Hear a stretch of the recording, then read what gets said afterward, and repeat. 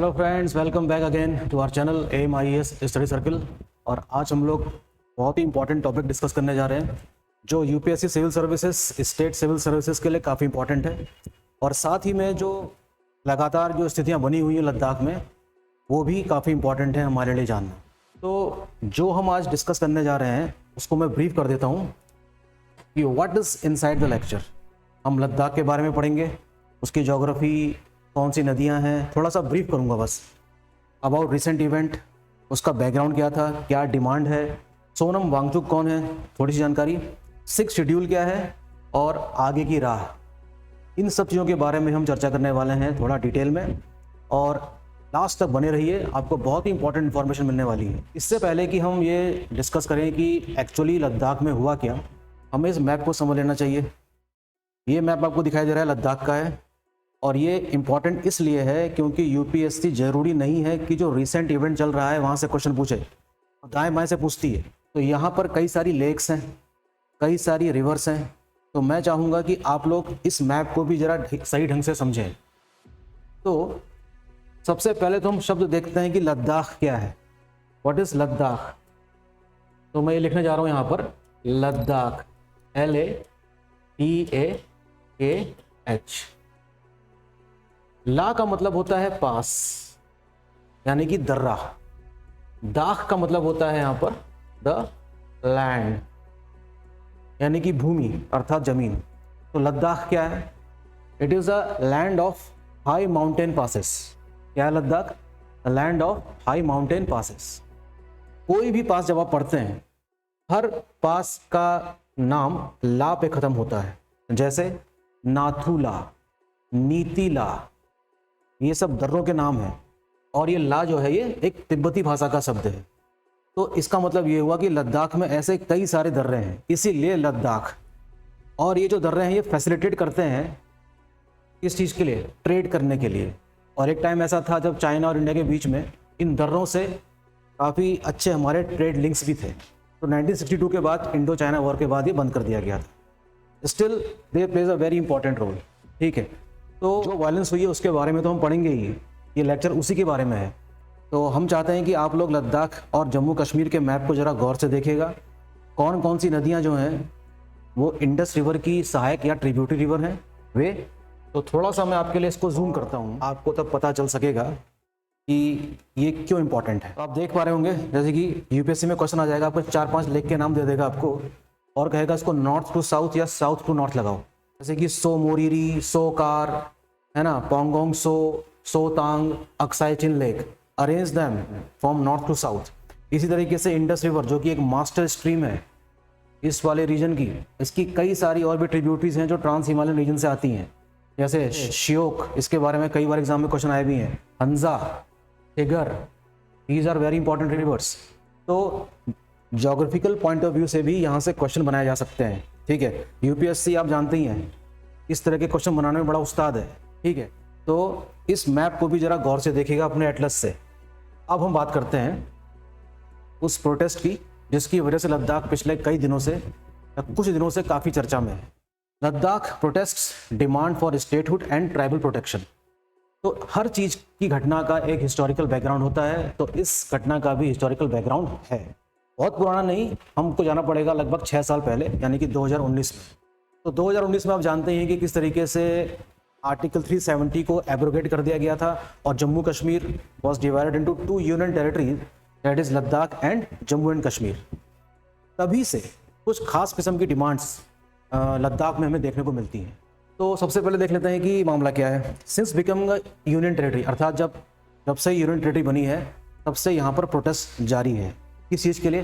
कि इसको एक राज्य का दर्जा दिया जाए, फुल पॉलिटिकल कंट्रोल दिया जाए, और इसको किस में शामिल किया जाए? 6 शेड्यूल में, जिसके बारे में हम आगे लेक्चर में समझेंगे। ये 6 शेड्यूल क्या है, जो कि special tribal laws for land and job से संबंधित है। The conflict is about what? Self governance in the India's complex border region. आप जानते ही हैं कि जो कश्मीर वाला इलाका है ये एक तरफ से पाकिस्तान और एक तरफ से चाइना जैसे दुश्मन देशों से घिरा हुआ है, यानी कि बहुत ही संवेदनशील क्षेत्र है। ठीक है, जो इंसिडेंट हुआ वो है 24 सितंबर को एक प्रोटेस्ट हुआ जो अचानक से इतना तेज हो गया, एस्केलेट हो गया कि उसमें 4 सिविलियंस की मौत हो गई और लगभग 80 लोग घायल हो गए। माना जाता है कि इस सरकार के अनुसार माना जाता है कि इस घटना के पीछे इनकी जो स्पीचेस हैं वो काम कर रही थी, यानी कि जो इन्होंने भाषण दिए थे वहाँ के लोगों को उत्तेजित किया था अकॉर्डिंग टू द गवर्नमेंट, इस वजह से ये हिंसा भड़की है। Who was the key figure? None other than Sonam Wangchuk. इनको गिरफ्तार किया गया है नेशनल सिक्योरिटी एक्ट अर्थात रासुका कहते हैं, राष्ट्रीय सुरक्षा कानून, उसके अंतर्गत गिरफ्तार किया गया है 26 सितंबर 2025 को, यानी कि 6 दिन पहले। He was suppose to be the accuse of what? Inciting violence.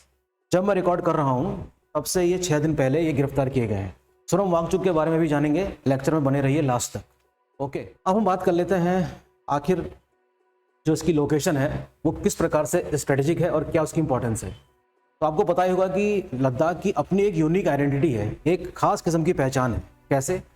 पहली बात तो ये एक ट्रांस हिमालयन रीजन है और जो कि एक कोल्ड डेजर्ट माना जाता है, और इसी तरीके से लद्दाख और लेह जो हैं वो भारत के सबसे शुष्क स्थान है, one of the driest place of India, cold desert. और यहाँ पर जो रहने वाले जो बाशिंदे हैं वो मुख्य रूप से क्या हैं? शेड्यूल ट्राइब हैं अर्थात जनजाति है, जिसमें से बुद्धिस्ट लेह में रहते हैं लगभग 79% और शिया मुस्लिम्स की भी अच्छी आबादी है कहाँ पर? कारगिल वाले रीजन में about 53%।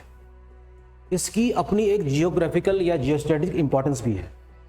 Y? Because it is sharing a border with China, that is LAC, line of actual control, and the Siachen region of Pakistan.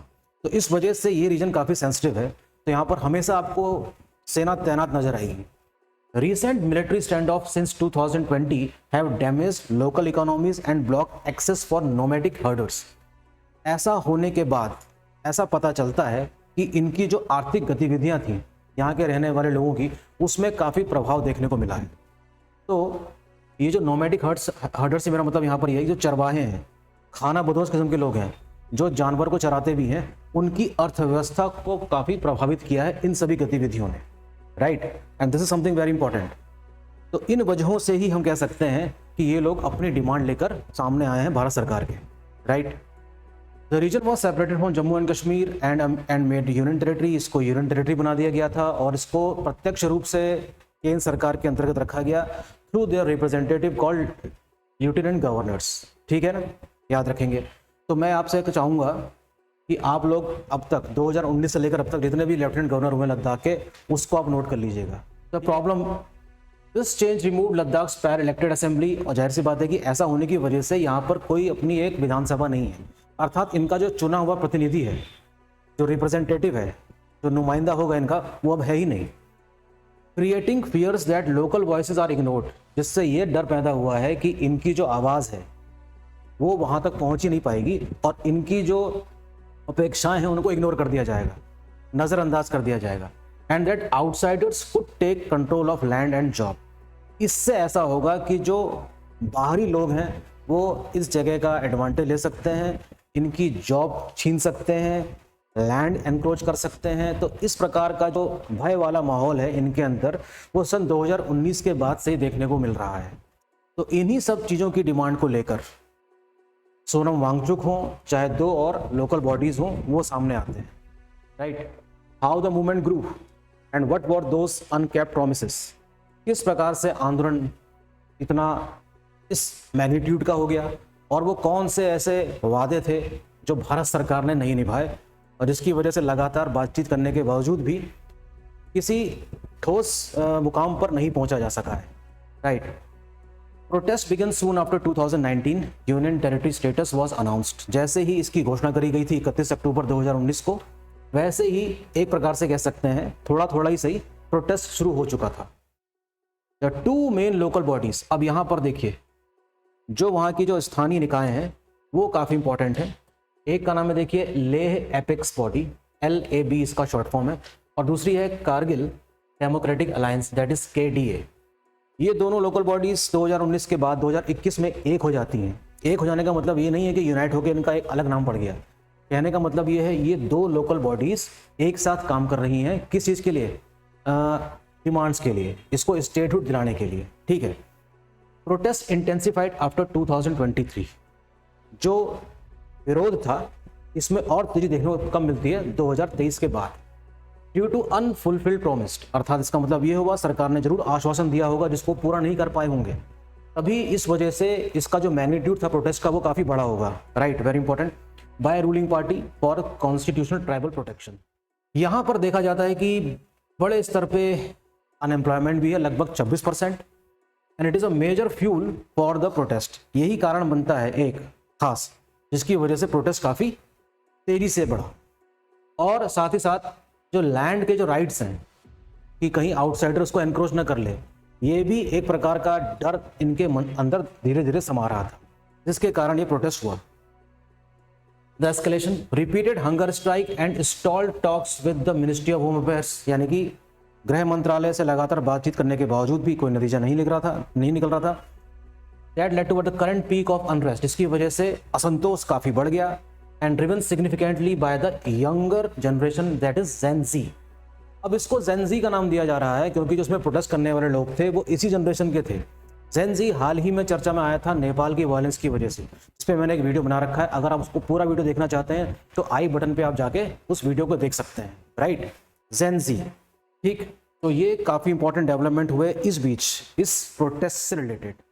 What protesters want, statehood and special status. आखिर जो विरोध करने वाले लोग हैं वो चाहते क्या हैं? दे वांट फुल स्टेटहुड, इनको पूरे राज्य का दर्जा चाहिए। 6 शेड्यूल में उनको शामिल किया जाना चाहिए। Special constitutional protection to let local council govern land, resources and cultural affairs, preventing unchecked development and outside influences. 6 schedule में शामिल होने के बाद इनको कुछ खास किस्म के राइट्स मिल जाएंगे, जिस प्रकार के राइट्स नॉर्थ ईस्ट वाले रीजन के 4 स्टेट्स में मिले हुए हैं, उसको भी हम देखेंगे कि वो 6 शेड्यूल में किस तरीके से वो 4 स्टेट्स हैं। सेपरेट लोकसभा सीट, इनको कम से कम 2 सीटें चाहिए, ये भी इनकी डिमांड्स में से एक है। जाहिर सी बात है कि जब आपका कोई जनप्रतिनिधि ही नहीं होगा लोकसभा में या विधानसभा में, तो फिर आपकी आवाज़ पहुंचेगी कैसे वहां तक? और अगर खाली हमने इसको यूनियन टेरिटरी बना दिया और भारत सरकार या केंद्र सरकार, कोई भी सरकार हो, वो अपने तरीके से यहाँ पर कानून लागू करेगी, तो ये जो ट्राइबल लोग हैं इनका जो अपना जो कल्चरल एक्टिविटी है वो हो सकता है प्रभावित हो। इन वजहों से इनके अंदर एक प्रकार का भय है, एक प्रकार का, जिसकी वजह से ये लोग अपनी डिमांड रख रहे हैं काफ़ी लंबे समय से। Employment and land safeguards, laws to protest job like the existing 85% domicile job quota and stop outsiders from buying up local land. इस तरीके से ये चाहते हैं कि कोई भी बाहर का व्यक्ति का मतलब यहाँ पर इंडिया का किसी दूसरे राज्य का कोई व्यक्ति यहाँ पर लैंड ना परचेज कर सके, तो एक भू कानून भी इनको चाहिए। गोल क्या है? These demands aim to protect Ladakh's unique ecology and tribal population from cultural and economic erosion. कहीं ऐसा न होने से ये सारा नुकसान ना झेलना पड़े, इनकी सांस्कृतिक गतिविधियों को चोट ना पहुंचे और उनकी इकोनॉमिक एक्टिविटीज प्रभावित ना हो, ये सारी इनके सरकार के समक्ष क्या है, कुछ लक्ष्य हैं। आप इनको पढ़ सकते हैं। आप चाहें तो हमारे डिस्क्रिप्शन बॉक्स में जाकर मुझसे व्हाट्सएप नंबर के थ्रू ये पीडीएफ भी प्राप्त कर सकते हैं। ये उन्हीं को दी जाएगी जिनको ये पीडीएफ चाहिए। अब हम बात करेंगे जो पॉलिटी पॉइंट ऑफ व्यू से काफ़ी इंपॉर्टेंट है, एग्जामिनेशन से रिलेटेड खास तौर पे, चाहे वो यूपीएससी का एग्जाम हो, कोई सा, चाहे सीडीएस हो, एनडीए हो, सिविल सर्विस हो, और स्टेट पीसीएस हो, चाहे यूपी पीसीएस, चाहे उत्तराखंड पीसीएस, चाहे जितने भी पीसीएस एग्जाम है वे, तो ये पता लगाते हैं कि 6 शेड्यूल का संबंध आखिर किस आर्टिकल से है। What is the core concept behind this? The special constitutional provision article 244 का सेकंड क्लॉज एंड 275 क्या प्रोवाइड करता है? It grants the autonomy and self governance to protect the cultural, social and economic identities of schedule tribe. इसको मैं फिर से पढ़ूंगा आपके सामने और आप गौर से सुनेंगे। बात हो रही है आर्टिकल 244 के सेकंड क्लॉज और आर्टिकल 275 की। It grants what? Autonomy and self governance to protect the cultural, social and economic identities of schedule tribe. This is something very important. PCS जैसे एग्जाम में हो सकता है डायरेक्ट आर्टिकल ही पूछ ले, क्या इसकी कोई अपनी हिस्टोरिकल रूट्स है, क्या इसका कोई अपना ऐतिहासिक बैकग्राउंड है। अ continuation of the British era excluded area, that is 1935 के एक्ट से पहले की बात है। Recommended by Gopinath Bordoloi sub committee after independence to prevent tribal assimilation, ये इन्होंने रिकमेंड किया था। And it was justified later by doctor Bhimrao Ambedkar for needing stronger protection than the 5th schedule. ये इनका स्टेटमेंट है। तो इसका अपना हिस्टोरिकल बैकग्राउंड में लेकर जाता है कहाँ? 1935 से पहले। अब हम बात कर लेते हैं वो जो 6th शेड्यूल है वो फिलहाल अभी कहाँ पे लागू है। तो मैं इसको थोड़ा सा जूम करूंगा आपके लिए। ये रहे हमारे नॉर्थ ईस्ट रीजन के वे राज्य जहां पर 6 शेड्यूल लागू है। ये रहा आसाम का कुछ एरिया, मेघालय, त्रिपुरा का कुछ एरिया, मेघालय तो लगभग पूरा ही है इसमें, और मिजोरम के 3 ऑटोनॉमस डिस्ट्रिक्ट काउंसिल वाले जो क्षेत्र हैं वहां भी ये लागू है। बाकी जो आपको ये स्टेट्स दिख रहे हैं, अरुणाचल प्रदेश, नागालैंड, मणिपुर और मिजोरम का बड़ा क्षेत्र, ठीक है, आप समझिएगा इस बात को, ये आते हैं states under inner line permit regime. Very important keyword here, what is state under inner line permit regime. इससे भी संबंधित क्वेश्चन बन सकता है।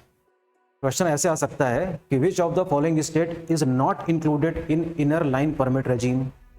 क्वेश्चन ये भी आ सकता है कि which of the following states of north east not falls under the 6th schedule. 5th schedule और 6th शेड्यूल से क्वेश्चन लगातार यूपीएससी इस प्रकार से ही पूछता आ रहा है। So what is the inner line permit regime. Inner line permit regime का मतलब क्या है फिर? अर्थात यह है कि इस स्टेट से बाहर रहने वाले जो लोग हैं इंडिया के दूसरे स्टेट के, अगर वो यहाँ पर आके बसना चाहते हैं, कुछ काम करना चाहते हैं, तो उनको एक खास किस्म की परमिट लेनी पड़ेगी सिर्फ कुछ समय तक के लिए, ठीक है। तो ये है वो इनर लाइन परमिट रेजिम, ठीक है। तो इसको भी आप थोड़ा सा डिटेल में जाकर स्टडी करिए अगर आप यूपीएससी एग्जाम की तैयारी कर रहे हैं तो यही सारे कह सकते हैं एडवांटेज है। लद्दाख डिमांड कर रहा है 6th शेड्यूल में। तो देखिए मेघालय का देखिए खासी हिल ऑटोनॉमस डिस्ट्रिक्ट काउंसिल, जैंतिया हिल, गैरो हिल ऑटोनॉमस डिस्ट्रिक्ट काउंसिल, ये सारे कुछ काउंसिल्स हैं जो क्रिएट किए गए थे। It's creates autonomous district council. अब देखिए यहाँ से भी क्वेश्चन एग्जाम में आ सकता है कि इस प्रकार जो डिस्ट्रिक्ट काउंसिल बनाए जाते हैं उसमें टोटल मेंबर्स की संख्या कितनी होती है? 30, जिसमें से 26 होते हैं इलेक्टेड और 4 होते हैं नॉमिनेटेड, नामांकित किए जाते हैं। किसके द्वारा? राज्यपाल अर्थात वहां के गवर्नर के द्वारा।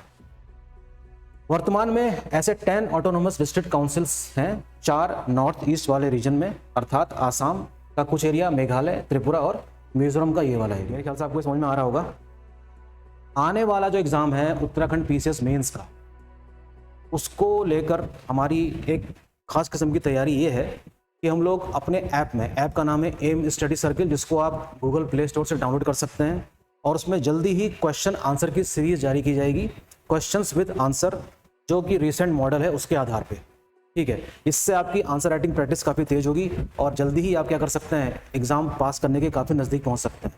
मैं फिर से रिपीट कर रहा हूं, अगर आपको उत्तराखंड पीसीएस मेंस का एग्जाम पास करना है, उसके लिए हम आपके लिए लेकर आए हैं बहुत ही शानदार question answer series, questions with answers, जो आपको मिलेंगे हमारी ऐप में। ऐप का नाम है एम स्टडी सर्किल, जो आप गूगल प्ले स्टोर से डाउनलोड कर सकते हैं। हाल ही में इसको, मतलब इनफैक्ट आने वाले दिनों में इसको पब्लिश कर दिया जाएगा। मेक श्योर कि आप आंसर राइटिंग जारी रखेंगे। Back to business.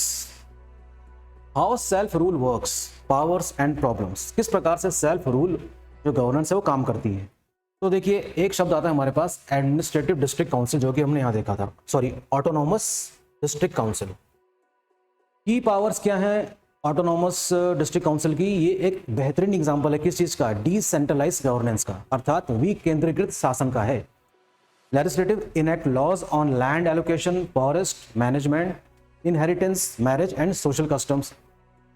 It can establish a village court for trial involving STs excluding serious crimes.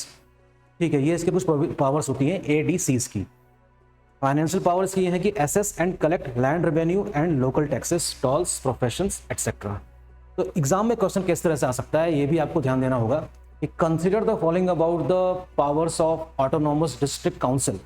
तो कुछ आपको ऑप्शंस देगा जिसमें से पूछेगा आपसे कि which of the above are not correct, which of the above statements are correct. Make sure UPSC कुछ इस तरीके के क्वेश्चन बनाने में बहुत ही उस्ताद है। मैं फिर से रिपीट कर रहा हूँ, ये सारे आपके फैक्ट्स काफ़ी इंपॉर्टेंट होंगे आने वाले एग्जामों में, ठीक। ये एडवांटेज क्या है, ऐसा होने से कल्चरल प्रिजर्वेशन को काफ़ी कह सकते हैं कि एक प्रोटेक्शन जैसी मिल जाती है। Legally shields the tribal culture, इस प्रकार से एक ऐसा आवरण तैयार हो जाता है जो ट्राइब के एक ट्राइबल कल्चर को क्या कर सकता है, प्रोटेक्ट कर सकता है। And land from non tribal encroachment, और जो नॉन ट्राइबल लोग हैं वो इनकी लैंड को एनक्रोच नहीं कर सकते, ये एक शील्ड प्रोवाइड करता है। ग्रासरूट डेमोक्रेसी का भी एक बेहतरीन उदाहरण है ये। It promotes participation and localised development, for example contributing to high literacy and rates in Mizoram. Mizoram में ऐसा लगता है कि ग्रासरूट लेवल पे जो डेमोक्रेसी स्टैब्लिश हुई है वो बहुत ही सफलतापूर्वक काम कर रही है अपनी ऑटोनॉमस डिस्ट्रिक्ट काउंसिल के जरिए, राइट। लेकिन इसकी भी कुछ लिमिटेशंस हैं और इसका भी कुछ क्या कर सकता है, इसको भी क्रिटिसाइज किया जा सकता है। Overlapping authority, frequent conflicts between autonomous district council and state government. जाहिर सी बात है कि जब कोई काउंसिल अपने लेवल पे काम करेगी तो अपने लेवल में काम करते करते हो सकता है कि अपने दायरे को लांघ ले और वहाँ पर स्टेट गवर्नमेंट से क्या है ओवरलैप कर जाए। तो ये इसका क्या एक कह सकते हैं कि लिमिटेशन है उसकी। कुछ मामलों में इसकी ऑटोनॉमी क्या है, लिमिटेड है। The governors significant oversight and veto power restrict the councils true independence. कुछ हद तक तो यहाँ पर सुधार कार्यक्रम ऑटोनॉमस डिस्ट्रिक्ट काउंसिल के द्वारा किए जा सकते हैं, किए भी जा रहे होंगे, लेकिन उसकी एक सीमा है, उसको आप नहीं लांघ सकते। अगर आप नहीं लांघ सकते तो आपको उस सीमा के अंतर्गत ही काम करना पड़ेगा। इसका मतलब ये हुआ। तो ये किसको दर्शा रहा है, ये इसकी लिमिटेशंस को दर्शा रहा है। और जाहिर सी बात है कि ये जो हमारे नॉर्थ ईस्ट रीजन वाले जो स्टेट्स हैं वहाँ पर गवर्नर भी एक्स्ट्रा पावर्स लेके भेजे जाते हैं। जैसे कि ये जो पावर्स आप देख रहे हैं ना गवर्नर की, ये बाकी जो सामान्य राज्य हैं जैसे कि यूपी, एमपी, राजस्थान, यहाँ के गवर्नर्स को ये वाली पावर्स नहीं है जो आप समझ रहे होंगे, जो इन राज्यों के गवर्नर्स को दी जाती है। और खास तौर पर यहाँ पर गवर्नर्स बनाया ही किसको जाता है, रिटायर्ड जो आर्मी चीफ हो उनको भेज दिया जाता है, ठीक है, या डीजीपी रैंक से कोई रिटायर हुआ हो उसको भेज दिया जाता है, ताकि वो इन मसलों को सही ढंग से क्या कर सकें, हैंडल कर सकें, राइट। कंटेम्प्रेरी रेलेवेंस, अब हम बात करते हैं जो समकालीन जो इसकी जो प्रासंगिकता है वो क्या है। The Ladakh demand, over 90% of Ladakh population is tribal, no doubt. Ladakh में रहने वाली जो अधिकतर जो पॉपुलेशन है वो क्या है, ट्राइबल है, अर्थात जनजातीय है। Local have demanded inclusion since designation as a UT in 2019 to reclaim political control and protection, no doubt. Goal क्या है, एक तरीके से ये चीज रिपीट ही हो रही है, to legally protect land, ecology and culture from unregulated commercial interest and demographic change, ठीक है, ये इनका गोल है। Mechanism inclusion would bolster the existing hill council giving them genuine power to make decision on vital resources, ठीक है। कहने का मतलब क्या है कि जो लोकल अथॉरिटीज हैं उनके हाथों में ही इस प्रकार की पावर रहे, ताकि इनकी कल्चरल एक्टिविटीज या कल्चरल जो इनका वो है उसको सुरक्षित किया जा सके। Key advantage, it offers a much stronger form of autonomy than other laws seen and essential to protect the fragile Himalayan environment. ऐसा होने की वजह से क्या होगा, हिमालयन एनवायरनमेंट को भी इनके अनुसार क्या है, सुरक्षित रखा जा सकता है। तो what are the challenges, the central government remain hesitant citing national security concerns in this sensitive border region near China and Pakistan। अब सवाल ये उठता है कि इतने लंबे समय से जब डिमांड चल रही है तो सरकार को दे देना चाहिए, उसको क्या दिक्कत आ रही है। तो दिक्कत की सबसे बड़ी वजह यह है कि जो लद्दाख वाला रीजन है कोई साधारण क्षेत्र नहीं है। It is surrounded by 2 enemy countries, one is Pakistan and one is China. तो वहां भी कई चीजें अभी भी अनरिजॉल्व है। चाइना का जो एनक्रोचमेंट है आप जानते हैं कि लाइन ऑफ एक्चुअल कंट्रोल वाला, और उधर पाकिस्तान। तो अगर इसको ऑटोनोमस स्टेट के रूप में अगर दे दिया जाए तो इसका लाभ दोनों देश में से कोई उठा सकता है, क्योंकि चाइना और पाकिस्तान साथ में दोस्त भी हैं। तो इस वजह से हम कह सकते हैं कि सेंट्रल गवर्नमेंट हेजिटेंट हो रही है या बचने का प्रयास कर रही है कि इसको अभी इस प्रकार का दर्जा नहीं मिलना चाहिए। तो ठीक है, तो हमारी डिमांड्स पूरी करो, कुछ इस प्रकार से आंदोलन चला। अब हम बात कर लेते हैं the man himself, Sonam Wangchuk की। इन्होंने लंबे समय से अपने कंधे पे ही बीड़ा उठा रखा है लद्दाख की कई सारी डिमांड्स का। हु इज ही, कौन है ये?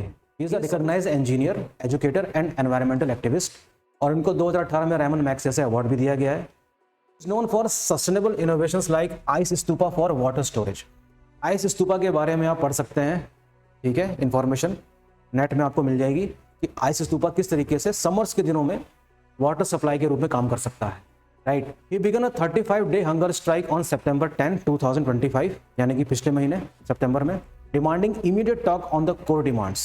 जो कोर डिमांड्स अभी हमने डिस्कस करी थी, जिसमें से सबसे इंपॉर्टेंट डिमांड है 6 शेड्यूल में इसको शामिल करना और स्टेट का दर्जा देना, लोकसभा में 2 सीटें देना। एस्केलेशन, यानी कि आखिर ये बढ़ा कैसे। द हॉस्पिटलाइजेशन ऑफ हिज को स्ट्राइकर, यानी कि अकेले तो बैठे नहीं होंगे हड़ताल में, इनके साथ कई और साथी भी रहे होंगे। On September 23 fueled youth-led protest linking environmental concern with the push for the political right। किस तरीके से एनवायरमेंटल कंसर्न होने के साथ साथ ये जो स्ट्राइक थी ये पॉलिटिकल राइट की तरफ झुक जाती है। इस वजह से हम देखते हैं कि गवर्नमेंट के साथ क्लैश होना बिल्कुल भी रोका नहीं जा सकता था। Sonam Wangchuk hunger strike and government action.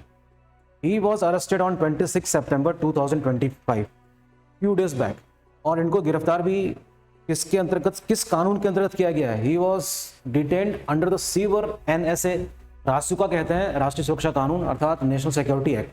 अर्थात ये तभी लागू किया जा सकता है जब किसी व्यक्ति का संबंध दुश्मन देश से है या आतंकवादी संगठन से है। सरकार का ऐसा मानना है कि इनके संबंध इस प्रकार से हैं। सरकार का ऐसा मानना है। मिनिस्ट्री ऑफ होम अफेयर्स यानी कि गृह मंत्रालय साइटेड हिज स्पीचेस, इनकी जो भाषण है उन्हीं की वजह से ये बवाल देखने को मिला है। कहाँ? लद्दाख में। इनके कहने की वजह से ही लोग इतने भड़क गए। A charge Wangchuk and protester deny, लेकिन वांगचुक और जो उनके समर्थक हैं, जो ये इल्ज़ाम, जो आरोप लगाया है मिनिस्ट्री ऑफ होम अफेयर्स ने, इसको गलत माना है। Calling it is a diversion from the main issue. और इनका ही मानना है, इनके सहयोगियों का ही मानना है कि सरकार ने जो आरोप लगा के ये हमारा अनशन रुकवाया, इसका मकसद ये था ही नहीं। ये तो बस मेन जो मकसद है उससे ध्यान हटाने की इनकी योजना है। किसकी? सरकार की। की इवेंट्स, अब देखते हैं कि किस तरीके से घटनाक्रम आगे बढ़ता है, आगे बढ़ा था। 10 सितंबर सोनम वांगचुक ने हंगर स्ट्राइक शुरू करी। 23 सितंबर को क्या हुआ? उनके जो साथी, जो सहयोगी, जो हंगर स्ट्राइक में बैठे थे, उनको हॉस्पिटलाइज किया गया, जिसकी वजह से वहाँ की जो जेन जी है पूरी तरीके से हिंसा में उतर आई और वहाँ पर बंद करना पड़ा, अर्थात शटडाउन करना पड़ा। 24 सितंबर यानी कि अगले दिन प्रोटेस्ट काफ़ी उत्तेजित हो गया, काफ़ी हिंसक हो गया, turn violent. Police uses what? Tear gas and other instrument to control the crowd. 4 मौतें हुई, 80 घायल हुए, ये हम पहले भी देख चुके थे। Curfew and internal blackout imposed in Leh, और इस प्रकार से वहाँ पर कर्फ्यू भी लगा दिया गया। वांगचुक को अरेस्ट किया गया 26 सितंबर को, और साथ ही साथ 50 अन्य लोगों को भी डिटेन किया गया। The government response was that Ministry of Home Affairs released a clarification on September 25, blaming the unrest on Wangchuk speeches and suspending his NGO foreign funding। इसी प्रकार से आपको पता होना चाहिए कि वांगचुक की एक कुछ NGOs भी हैं जिनको बाहर से फंड मिलता है। सरकार ने आरोप लगाया है कि ये जो फंडिंग हुई है ये दुश्मन देशों से हो रही है, इनके आंदोलन को बढ़ावा देने के लिए। इन्होंने इस आरोप को पूरी तरीके से सिरे से क्या कर दिया है? खारिज किया है। अब आगे हमको पता चलता है कि किस तरीके से आने वाले दिनों में, शायद 6 अक्टूबर को बातचीत चलेगी, 6 और 7 को MHA और LABKDA, ministry of home affair, और जो हमने भी पॉलिटिकल अथॉरिटीज़ पढ़ी थी, लोकल बॉडीज़, उनके बारे में। तो उनके और मिनिस्ट्री ऑफ होम अफेयर्स के बीच का रास्ता निकालने की कोशिश करी जाएगी कि किस तरीके से आपको आपके अधिकार मिलेंगे।